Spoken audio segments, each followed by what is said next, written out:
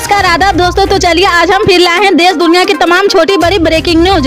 तो खबरों को स्टार्ट करने से पहले आपसे छोटी सी रिक्वेस्ट है दोस्तों, अगर चैनल पे नए हैं तो चैनल को सब्सक्राइब करें, नोटिफिकेशन को ऑन करिए और वीडियो को लाइक करें, अपने दोस्तों के साथ ज्यादा से ज्यादा शेयर करें। तो आज की सबसे पहली और बड़ी खबर में आपको बताएंगे। जी हाँ, आपको बता दें साल 2019 में प्रधानमंत्री नरेंद्र मोदी के सरनेम को लेकर राहुल गांधी द्वारा दिए गए बयान पर सूरत डिस्ट्रिक्ट कोर्ट ने राहुल गांधी को दोषी करार दिया है और 2 साल की सजा सुनाई है।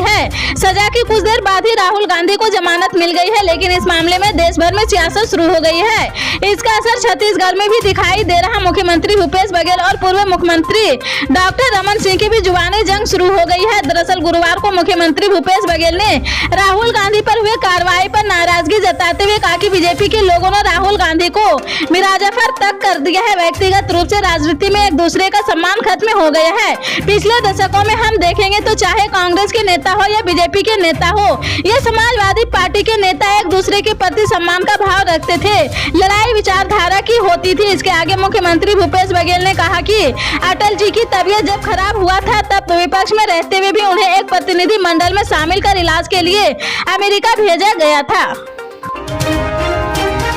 जी हाँ, आपको बता दें दिल्ली में वैसे आमतौर पर सियासी दलों और राजनेताओं के बीच पोस्टरवार चुनावी माहौल में देखा जाता है, लेकिन वर्तमान में समय बीजेपी और आम आदमी पार्टी में पोस्टरवार छेड़ चुका है। बीजेपी की तरफ से आरोप है कि आम आदमी पार्टी कार्यकर्ताओं ने प्रधानमंत्री नरेंद्र मोदी के खिलाफ आपत्तिजनक पोस्टर लगाए गए हैं, जिसके बाद 6 लोगों को गिरफ्तार किया गया है और 100 से अधिक लोगों के खिलाफ मामला दर्ज हुआ है। इस बीच दिल्ली के कुछ इलाकों में मुख्यमंत्री अरविंद केजरीवाल के खिलाफ भी पोस्टर देखे गए हैं, जिसमें उनके खिलाफ आपत्तिजनक शब्द का इस्तेमाल किया गया है। इस पर अब दिल्ली के मुख्यमंत्री अरविंद केजरीवाल ने बयान देते हुए कहा कि मेरे खिलाफ जिन लोगों ने पोस्टर लगाए हैं उनको गिरफ्तार न किया जाए। राजधानी में छिड़े पोस्टर वार के बीच सीएम अरविंद केजरीवाल ने ट्वीट कर लिखा है, दिल्ली में मेरे खिलाफ इन लोगों ने पोस्टर लगाए हैं, मुझे इस पर कोई आपत्ति नहीं है। जनतंत्र में जनता को अपने नेता के खिलाफ के पक्ष में अपनी बात रखने का पूरा अधिकार है। मेरे खिलाफ पोस्टर लगाने वालों को गिरफ्तार न किया जाए। जी हाँ, आपको बता दो उत्तराखंड के मुख्यमंत्री पुष्कर सिंह धामी ने गुरुवार को कहा कि कुमाऊं के हल्द्वानी शहर में प्रदेश के पहले खेल विश्वविद्यालय की स्थापना की जाएगी। अपनी सरकार की कार्यकाल का 1 साल पूरा होने के मौके पर देहरादून में आयोजित एक कार्यक्रम में धामी ने कहा कि लंबे समय से खिलाड़ियों और विभिन्न खेल संगठनों द्वारा खेल विश्वविद्यालय की मांग की जा रही थी। उन्होंने कहा कि हल्द्वानी के अंतर्राष्ट्रीय स्टेडियम को उच्चीकृत कर जल्द ही अंतर्राष्ट्रीय स्तर का खेल विश्वविद्यालय स्थापित किया जाएगा। इससे पहले मुख्यमंत्री ने सचिवालय में प्रस्तावित खेल विश्वविद्यालय के संबंध में अधिकारियों के साथ एक बैठक भी की है, जिसमें उन्होंने निर्देश दिए कि खेल विश्वविद्यालय के लिए स्थापना सुविधाओं के विकास के साथ खेल और आवश्यक शैक्षणिक गतिविधियों के लिए इस विषय पर विशेषज्ञों के सुझाव दिए जाएंगे। धामी ने कहा कि उत्तराखंड में खेल प्रतिभाओं की कमी नहीं है। राज्य में युवाओं को बेहतर खेल सुविधाएं उपलब्ध कराने के लिए लगातार प्रयास किए जा रहे हैं।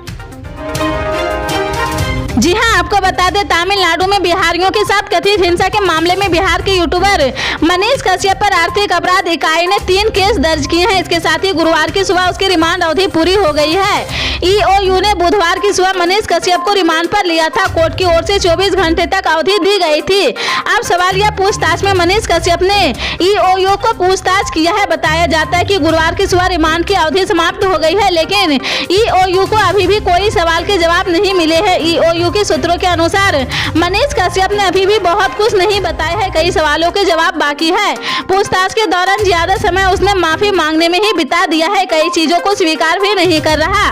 डिजिटल साक्ष्यों के आधार पर उसमें ईओयू की टीम ने पूछताछ की है। बताया जा रहा कि मनीष कश्यप के यूट्यूब चैनल से जुड़े कई खातों ने टीम ने जांच की है। जांच के बाद करीब 5 से 6 कोचिंग संस्थानों को ईओयू ने नोटिस भेजा है, उनसे भी पूछताछ की जाएगी।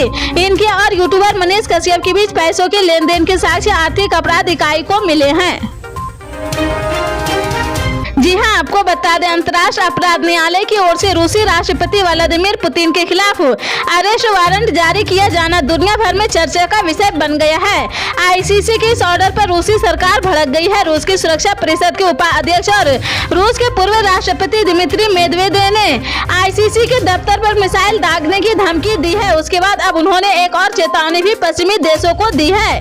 दिमित्री मेदवेदेव ने कहा कि आईसीसी की ओर से जारी किए गए वारंट के बाद विदेशों में यदि रूसी राष्ट्रपति को गिरफ्तार करने का प्रयास किया गया तो उसे रूस युद्ध की घोषणा के रूप में देखेगा। उन्होंने चेताया कि ऐसा कोई भी दुस्साहस जंग की नौबत ला देगा। बुधवार देर रात उन्होंने कहा कि अगर पुतिन को गिरफ्तार किया गया तो रूसी हथियार हमला करने से नहीं चूकेंगे।